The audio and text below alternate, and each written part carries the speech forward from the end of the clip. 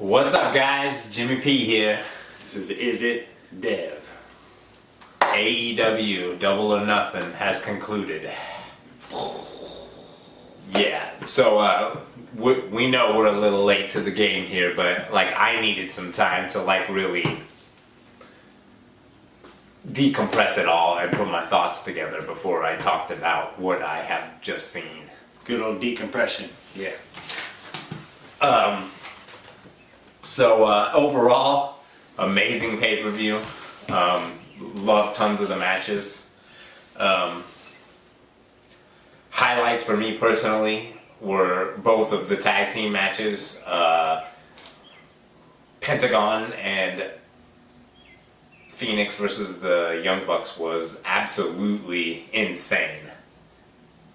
Given so much time to do everything that I feel they wanted to do. And not last on the card either. No. Just to ensure, I'm sure because the other match or whatever, but also to ensure they got all the if they went over, they were not going to be the ones that paid. But for my favorite match was the Best Friends versus Jack Evans and Angelico. Like, I don't know if it was because that was a point where it needed to be on the card. I don't know if it was because of the heelishness and the portrayal of Jack Evans and Angelico's character. The Best Friends are always awesome as the Best Friends. I mean, that match was amazing.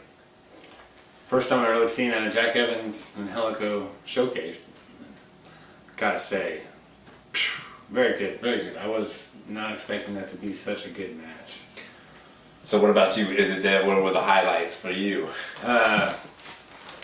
Being the comedic individual I am, I really took a liking to the beatdown Tommy Dreamer took by Orange Cassidy. Absolutely devastating offense. I've come a long way to be able to appreciate offense. Like, it's kind of disgusting to watch it, but if you can bear through it. Do they call that sloth foo? We need to tweet him that and find out. That's what I got.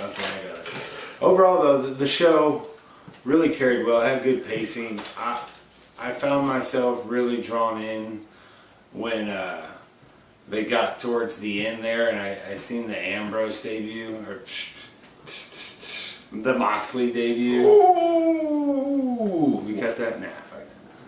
Yeah. So yeah, I've been calling it since the Discord first started. People were saying it was a work, but it was a work. Obviously not, as you've seen from that debut. The Wrestling Joshi match was really good. Those Japanese women tore the house down. I really liked the crazy Aladdin cosplayer chick. I forget her name and I don't want to pronounce it wrong, but she was doing all kinds of crazy flips and dives. She was taking insane bumps. Blew my mind. Like 70 pounds, so probably she's going to be able to do it for a while. That's what I'm saying. Yeah, we're not talking about these matches in any particular order either. We're just talking about what we liked. The SCU match versus the OWE guys was freaking super good for what it was as an opener. You know, they really gave us a taste of what they're going to offer with those guys going forward. I think you're going to see a lot of stiff, fast, really stiff. That match was tough. No doubt. Goodness gracious. Those guys seemed to flow really well with the guys with SCU, and the match was very fast paced and was fluid. Really awesome spots from Kazarian and Daniels as always. Love Daniels. Even though I need to sign something, I'm coming for that signature. He'll not sign my stuff. And that's a story for another day. See. Maybe we'll make a video called The Day Christopher Daniels Screwed Izzit Dev. No, we'll just, after we run into him again, we'll just make a video about my redemption. He's gonna sign it and something else. We'll see. You heard it right here. We'll see, CD. So you know, the women's three-way that ended up turning into a four-way, adding Awesome Kong to the mix, was... I could have honestly done without Awesome Kong. I don't know about you. Sure. I was really hoping it was going to be Brandy, because I want to see her wrestle more. I mean, Awesome Kong was fine. Fine isn't what you want to go for, though. You want to be like, "Argh!" Yeah. I did not feel like that when Awesome Kong came out. I was just like, oh, Jobber Kong. Jobber Kong. Here we go. You know she ain't winning. It was really cool to see the AEW belt get unveiled. Looks freaking incredible. Shots fired. Bret Hart bringing out the gold. Absolutely, followed by an incredible MJF promo. Enjoying his work. Yeah, you could actually see up in the ring that Bret Hart was enjoying it too. He was smiling the whole time while MJF was roasting him. So cheers to you, Bret Hart, for being a good sport. Rumor has it that he's a sucker for a good promo. Kenny Omega and Chris Jericho, of course, was your main event. I didn't know what to expect from this match, actually. It couldn't be the same thing as what they had in New Japan, obviously, which was this hard-hitting, powerbomb tables, you know, like a real stiff. And Jericho ain't taking that kind of chances now. He's paid in shade. Yeah, and not only that, they kind of need to structure just a little bit more differently because they are on a national platform. So you could see that they were trying to tell a more appealing style, I guess you would say, is kind of how I felt about it. I mean, this match was freaking awesome. There were some bumps in here that blew my freaking gourd here, especially when Kenny Omega had enough of Jericho's crap and put that table on top of him and then just said, stop! I was just like, oh. I remember just screaming and hollering and going, what the F? Yeah, that was a nice spot, man. So what do you think about the Judas effect? Oh, the old Judas effect. Well, I think that it looked a little bit rough when he busted it out on Kenny Omega. Kenny Omega was a good sport about everything, but I don't know. I mean, I see how it can be brutal in real life applications. They need to sell the opponent being more stunned so he can really line it up and sell it good. Because if he kind of doesn't get there, it's kind of rough. Agreed. So yeah, that match was back and forth, pretty interesting. It wasn't as good as the first match that they had, but you know, this is just the beginning of AEW, and there's tons more matches to come. They don't want to burn out old man Jericho right there at the... He's about to go and fight Okada in New Japan for the IWGP Heavyweight Championship. I mean, he's the Minuteman. Busy guy. Can't be stopped. So overall, it was a really good pay-per-view. Enjoyed the heck out of it. We got a lot of views on our reactions video. We appreciate that and glad that you liked it. Moving forward, that's what you're gonna get from us on this channel, because now that AEW's gone semi-full-time, we are now semi-full-time. Until, of course, we get a weekly show, and then, you know, we'll go weekly as well. So that pretty much wraps up our coverage of Double or Nothing. Moving on to the next event, which is on June 29th, I believe. 26th or 29th, I believe.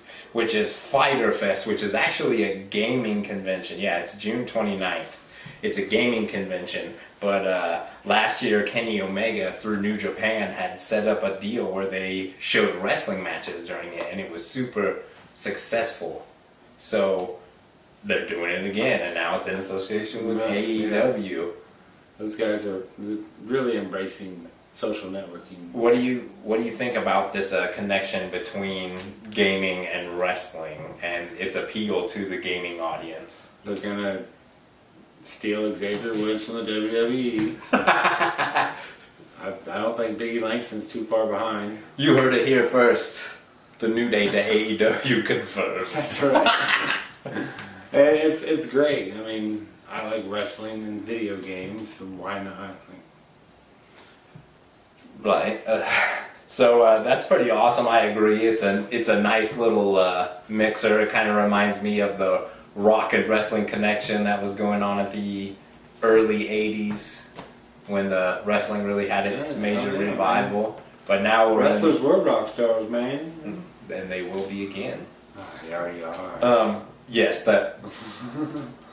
Thank goodness for John Moxley, by the way. It's good to see him with the chains. Oh, incredible. Off. Talk is Jericho podcast. My goodness. Yes, let's touch on that briefly. Obviously, it's like the #2 trending podcast on the internet right now. Superfire Moxley cut a scathing 2-hour interview with Jericho about the madness going on behind the scenes at WWE. Every word. Yeah, he doesn't seem like the kind of guy that's gonna BS about this kind of stuff. So his whole presentation was very straight to the point, and the exit strategy was brilliant. I'm just gonna go work on a movie, not a big deal. Retiring from wrestling, and which wasn't a complete lie because he did go work on a movie, but he did also go talk to Tony Khan. Surprise! No, that's a different Khan. I was just. So we're going to be getting his debut match very soon. That's going to take us into what we currently know about Fyter Fest, which is going to be in Daytona Beach, Florida, June 29th. So barbed wire and burning tables. You heard it here during the badass Moxley match. Ooh, he's saying that they're just going to start going with it's the hardcore death stuff right away. You think the Cody, Dustin match was gory. Wait till you see this Joey Moxley. Right. Oh, we didn't even talk about Cody and Dustin Rhodes, which was an amazing match. Super gory blood fest. I literally thought they were going to have to stop because it was just so much. I love that match, by the way. I'm sorry we didn't talk about that. No, we did. It's right here. We're talking about it. Backtracking. Sorry, folks. Good stuff. Oh, gosh. What a story that those two guys told. They're going to be attacked. I said it before. WWE missed out. They were sleeping. This led to not only a revival for Dustin Rhodes, but now he's going to have more dates wrestling with Cody. The Nightmare Family. Is it really more than one event, you think? Well, I mean, we'll see. I mean, as long as he was ready to leave his boots out there, he claims, and walk away right there, but Cody hit him with the 1-2. And now we got the natural. The natural dream. That sounds crazy. The natural dream. You heard it here the first. Natural dream. Let us know what you think about that, or what they should call themselves in the comments. I want to hear that. I want to hear your comments on that. I like natural dream though. That was pretty on the spot. A lot of people are saying that was their match of the night, and I can totally understand why. That match. They was had to replace the mat. It was the new mat. Incredible. I remember I was like, this is a really long promo they're showing between these matches. They must be replacing that. Vince watched that match and he just... That leader of blood was just too much. He bawled that he missed out on that opportunity. He bladed so hard. Yeah. I think Brandy hit him with something. They showed the Double or Nothing video that uploaded today. And he's just got this gigantic Band-Aid on his head because, he cut... Oh, he probably had to stitch that off away after he's done. Rough. Yeah, that's going to be on his forehead forever. I had to get an IV and a stitch. So the matches for Fyter Fest that are confirmed right now is Kenny Omega and the Young Bucks versus Pentagon Jr., Phoenix, and a to-be-announced opponent since your boy Pac... Oh, he is no longer. He's Hollywood, man. He's just too big with AEW. I mean, he thinks that Dragon Gate rules the world. He really thinks his belt is prestigious. He's been on what 21 month undefeated streak. Terror. They're letting him be the end all man.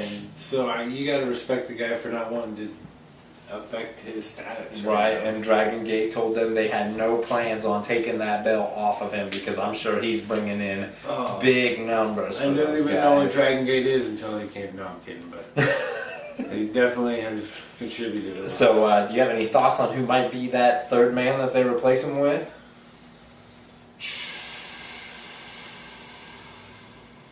I hope they don't go with anybody gimmicky or old. I think they would maybe. Okay, so Sammy Guevara got his chance and he lost to Kip Sabian. But he looked like the star of that match. I think one of those two, probably Kip Sabian because he won. No? I would love to see Sammy in that spot. Well, one of those two fellas, but I'm leaning on the winner, Kip. I'm going to go in a bolder direction just based on some of the stuff I've been seeing in BTE, and I'm going to say flip, flip, flip, flip. That would be fun. I think Flip is coming very soon. They're teasing it. They got to debut him in Chicago? We'll see. I don't know. I'm getting too big for my britches. So then it was confirmed via some previews that you saw on the tubes. John Moxley's first match in AEW is going to be against Joey Janela, the bad boy. Yeah, definitely barbed wires and burning tables. These guys are definitely probably going to kill each other. I want to see it. We'll see how extreme it really gets. I think it's going to be the most hardcore match we've seen to date on the promotion. And that's going to be really hard to top since they've already done a bloodbath. Well, I mean, okay, so that match was really gory and visually kind of shocking, but it wasn't really that hardcore. I mean, I just sat there thinking, Dustin Rhodes is going to bleed out right in front of our eyes. Here we go. But it wasn't like a lot of like devastating offense, Yeah. The bleeding was from a distraction brandy attack. It wasn't even inflicted from, his opponent. So. And then, yeah. Graphic. We got Cody versus Darby Allin, recent signing to AEW. Really hot on the indie scenes right now. Cody is on his way to this tag team match with the Bucks at Fight for the Fallen with his brother. So this is a little stop off. It'll be a good way to showcase what Darby Allin's all about. I'm not really too familiar with him personally. That's a great thing I've noticed. This to this point in AEW is the exposure to these people and just letting them showcase their stuff, unfiltered, kind of letting them really run the flow of their matches. Right, and then what seems to be becoming a tradition for this show and got a really large amount of hype was the Michael Nakazawa versus Jabali hardcore match. Now, last year they had a crazy wrestling match. Now, Jabali is like the promoter of Fyter Fest on the gaming side. And he is also kind of like a pro wrestling fan, I guess. And it must be a little more if he's actually going to perform with a professional wrestler. And he actually did it last year. He wrestled with Michael Nakazawa and lost in devastating fashion. Michael Nakazawa is very oily. Oh yeah. Therefore, it makes him very hard to wrestle. It's very slippery. Well, this time they've added the stipulation thanks to the ongoing feud between Matt Jackson and Michael Nakazawa, and Matt made that a hardcore match. Yeah. Because he would wish much death and devastation to Michael Nakazawa. This is obviously going to be a comedy match. Jabali's not a real trained wrestler, but Michael Nakazawa's been in the game for a long time. He carried the match last time. He's going to carry it this time. Looking forward to see what happens. And that's the current card. That's obviously we got like 3.5 weeks of build to get to this. So of course more news will be incoming. If anything really spicy happens, then we'll obviously make a video about it. For sure. For now though, we're gonna be done with the AEW stuff for a bit because we're gonna let it build up. There's nothing weekly going on, but we will have We will have an updated match card and prediction video for you. Yes, for Fyter Fest. For predictions. Yep. Oh, I'm kind of scared because it might be the return of Dev Mysterio, or is it? Dev? It's Izzit Dev? Is it? So look forward to that. Let us know what you thought about the show in the comments. If you like the video, you know we always appreciate when you hit that subscribe button, like, and tell your friends about us. Oh, anyways, for Rotted Peach Productions, I'm Jimmy P. Is it Dev? It's not. Oh, we'll see you later.